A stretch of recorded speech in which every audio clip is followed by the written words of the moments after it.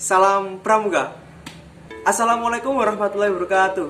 Sebelum saya menjelaskan tentang pemateri yang akan saya jelaskan, saya di sini akan memperkenalkan diri terlebih dahulu. Perkenalkan, nama saya Misbah Kusudur. Saya dari alumni Pramuka M. Almanar, Ambulan Diponegoro Dwi Sartika, tahun 2018 kayaknya ya.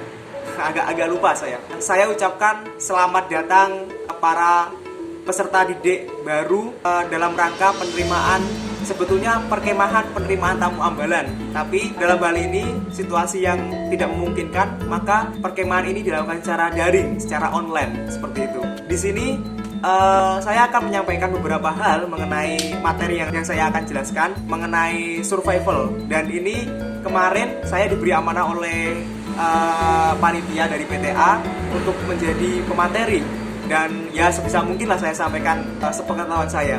Silahkan disimak terlebih dahulu dan jangan lupa ditonton sampai selesai. Di sini saya akan menjelaskan pengertian secara umum dulu mengenai apa sih itu survival. Ya mungkin di benak kalian survival itu adalah berpetualang ria, berpetualang di tengah hutan, berpetualang di tengah alas, di tengah sawah. Ya mungkin itulah gambaran-gambaran umumnya. Tapi secara pengertian ya pasti ada memiliki makna tersendiri. Yakni menurut bahasa, kata survival berasal dari bahasa Inggris yang berarti survive, yang artinya merupakan bertahan hidup. Nah, mungkin di dalam kalangan pecinta alam hal ini sudah sangat lumrah sekali dilakukan.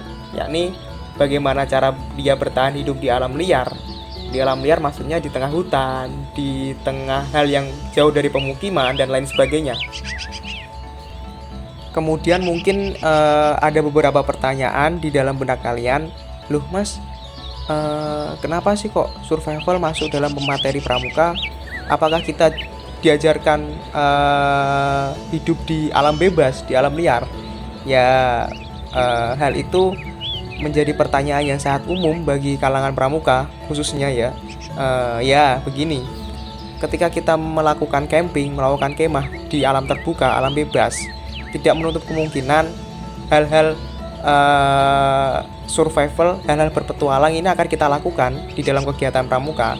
Yakni ya biasanya di dalam pramuka kita melakukan kegiatan kemah yang notabene berada di tengah-tengah jauh dari pemukiman. Nah, maka dari itu pentingnya kita mengenal medan, mengenal alam, mengenal bagaimana teknik bertahan hidup di alam bebas. Itulah yang diajarkan di dalam pramuka. Sebetulnya kalau kita berbicara materi survival dalam kepramukaan, yang pertama yakni materi yang sangat umum lah, yakni mendirikan tenda. Nah, untuk materi lebih detail mengenai bagaimana mendirikan tenda, bagaimana memasang pasak, bagaimana mengatur jarak tenda satu kepada tenda yang lain, itu kita nanti akan mempelajari secara lebih detail pada materi-materi yang sifatnya terperinci. Saya di sini hanya menjelaskan secara umum, secara gamblang saja. Apa saja sih, Mas, survival yang kita lakukan ketika kita berada di alam bebas? Apa yang perlu dipersiapkan? Apa yang perlu dibawa? Apa yang perlu diantisipasi dan lain sebagainya. Sebelum kita masuk dalam materi survival, ini ada beberapa hal yang perlu kita perhatikan, yakni kita mengetahui medan petualangan yang ingin kita tuju. Semisal, ada beberapa medan yang kita ketahui bersama bahwa Indonesia tidak hanya daratan full, tapi juga merupakan wilayah maritim yang terdiri dari perairan dan lain sebagainya. Nah, ada empat medan yang telah dikelompokkan sebagai berikut. Yang pertama, bertahan hidup di daerah hutan. Yang kedua, bertahan hidup di daerah lautan. Yang ketiga, bertahan hidup di daerah kutub. Yang keempat dan yang terakhir ialah bertahan hidup di daerah padang pasir. Nah, mungkin kalau kita notabene melihat geografis letak Indonesia, nomor pertama dan nomor yang kedua ini mungkin yang lebih sifatnya kita gunakan. Kemudian dalam teknik melakukan kegiatan bertahan hidup di alam bebas, ada beberapa teknik yang harus dilakukan ketika kita sedang melakukan kegiatan survival. Yang pertama ialah api. Loh, apa mas api ini? Nah, api digunakan sebagai elemen yang penting di dalam kegiatan bertahan hidup karena banyak memiliki fungsi. Yang pertama sebagai penerangan, yang kedua pasti untuk memasak, yang ketiga penghalang binatang buas agar tidak mendekat, yang keempat penghangat badan, dan kemudian yang kelima api juga bisa memberikan signal di mana keberadaan kita berada.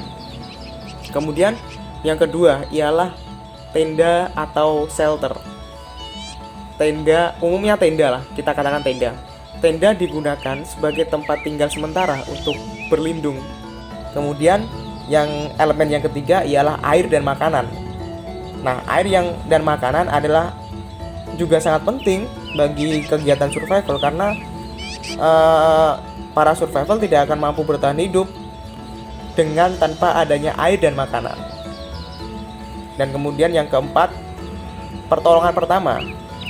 Di sini dalam arti bukan dalam kategori medis rumah sakit enggak, tapi pertolongan pertama dikategorikan sebagai psikologis, di mana ketika kita berada di alam liar, di alam bebas, kita dituntut untuk tidak panik. Nah, kepanikan itu justru akan memperburuk situasi dari survive itu sendiri, berpetualang itu sendiri. Cukup sekian materi yang dapat saya sampaikan mengenai survival ini. Apabila ada kurang kata atau salah dari saya, materi yang singkat ini saya mohon maaf yang sebesar-besarnya. Dan mengenai bagaimana cara yang baik dalam berpetualang di alam bebas, ya kalian lebih banyak-banyak lagi meresearch, dalam arti kalian gunakan sebaik mungkin HP yang kalian punya untuk lebih mendalami apa saja sih yang utamanya ketika kita pergi ke alam bebas, ketika kita pergi bersurvival, berpetualang, itu apa saja. Pasti nanti kalian akan menemukan banyak hal di sana. Oke, sekian dari saya. Kurang lebihnya mohon maaf, saya di sini hanya sebagai pengantar. Wassalamualaikum warahmatullahi wabarakatuh.